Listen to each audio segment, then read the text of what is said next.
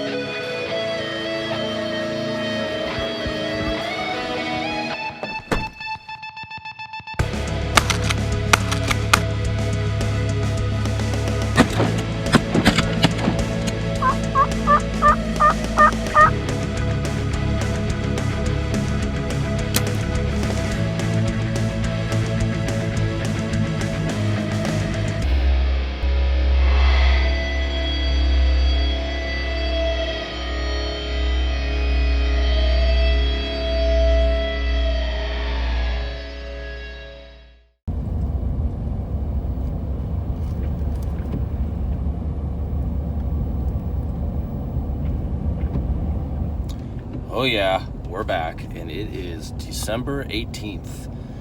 So, winter has not officially began yet, but we've had a couple cold fronts come through here, as we saw with those swans being on the pond and some of those other migratory species of duck. And we're gonna go test the migration on a little cornfield goose hunting. I have not brought you a goose hunt out on fields in corn yet here on the channel, but hopefully this rainy, cool north wind day gets birds moving and brings them into this corn plot where I have been seeing geese very regularly over the last couple of years come in to feed. Now, we have had a little bit of a warm spell in the last couple weeks, and you wouldn't really know that based off of the fact that I haven't really uploaded any videos from that period of time. But there's been basically no waterfowl movement at all.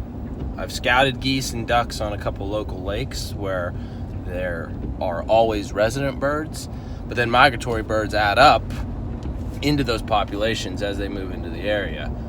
But there are 0 migratory birds in the region right now. They have all either left or they haven't arrived because up in the northern stretches of Canada, winter hasn't been nearly as severe as it could be. So we're hunting resident birds in that case who have already been hunted, who are smart, wised up, and they found themselves in spots where they're not going to be hunted hard. But we're hoping that with this rainy north wind, we get a little bit of a push of some birds from some other higher latitudes that are coming down through this area. And we're going to throw all silhouette decoys out because we want to be able to get as many decoys out as possible for pulling power on these geese to make it look like there are new geese who have migrated into the area, which will get these local birds territorial and try to fight off these opponents for their food source. We'll see how it goes. We're meeting Glenn, Garrett, and Vince, guys you've all seen on the channel before. We'll see if we can't get it done on some big ol' winter honkers here on Captain Coleslaw Outdoors.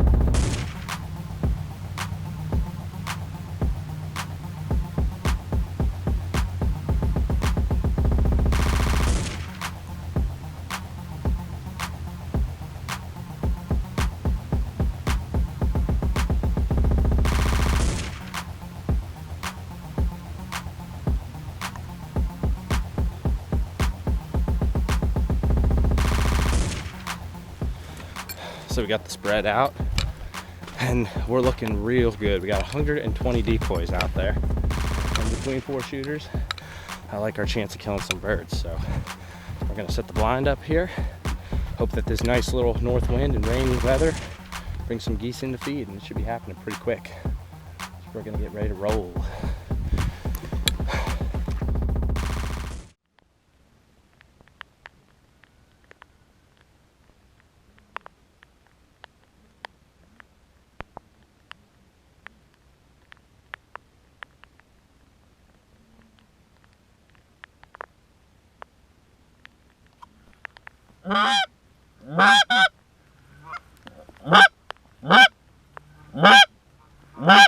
Oh yeah, here they come, baby.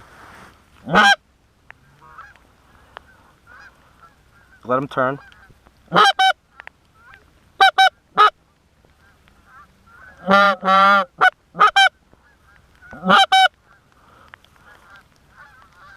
Don't move.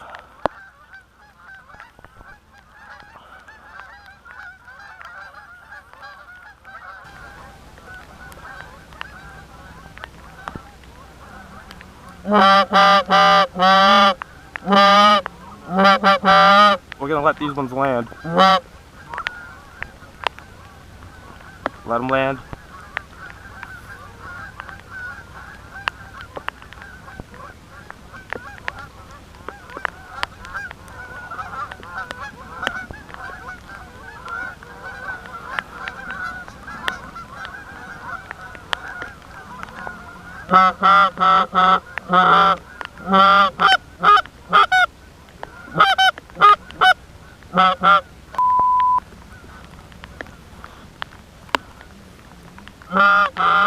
Flag, flag, flag.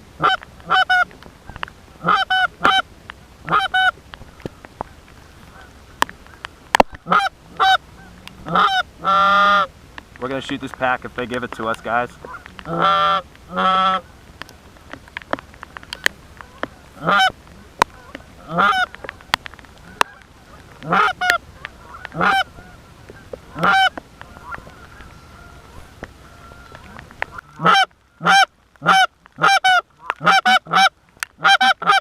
Flag them, flag them, flag them, flag them.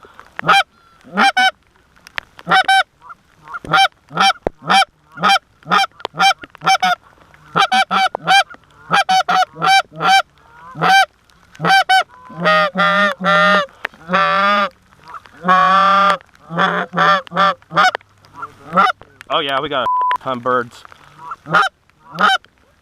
Hopefully they don't pile in there with those live ones. Flag them, Glenn. All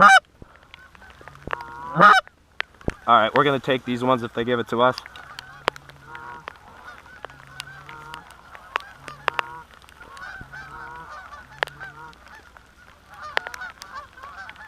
Wait.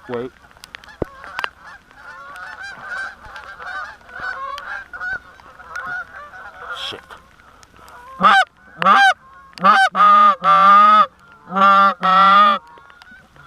Ah, son of a... Well, we got the entire roost flock right in front of us. We're gonna have to crawl on them to shoot them. But they decoyed as good as any birds that I've seen in a long time, so contingencies, but at least they're here. It's gonna suck. We're gonna get real muddy, but what do you do? Safety's off. 1, 2, 3, turn.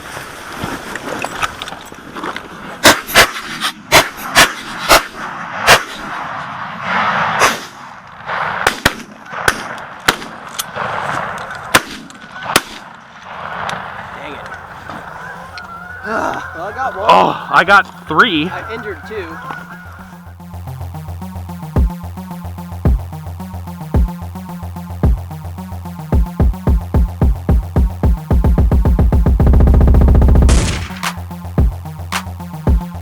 Good job, brother. Good job, brother. That was okay. When you play the averages out, still pretty fun. Well, also, that's how that went. Got those Canada geese coming in, competing over the corn, and as crazy as it was, we actually had to not only call those birds in and decoy them from the air, but our decoy spread was so convincing that they, even though they short-stopped us, they walked all the way in, and we were able to make the most of the opportunity, although that was some unorthodox recovery. Oh.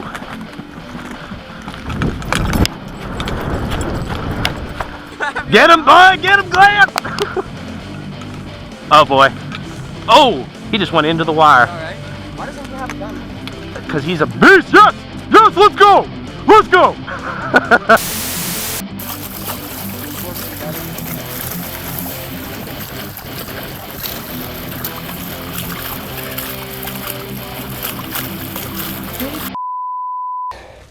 We managed to scrap 5 birds. And some late season migrants are in hand. So thanks for watching this episode on Captain Coleslaw Outdoors. Like and subscribe. Shoot straight. Stay strong. It's time for food. I'm out.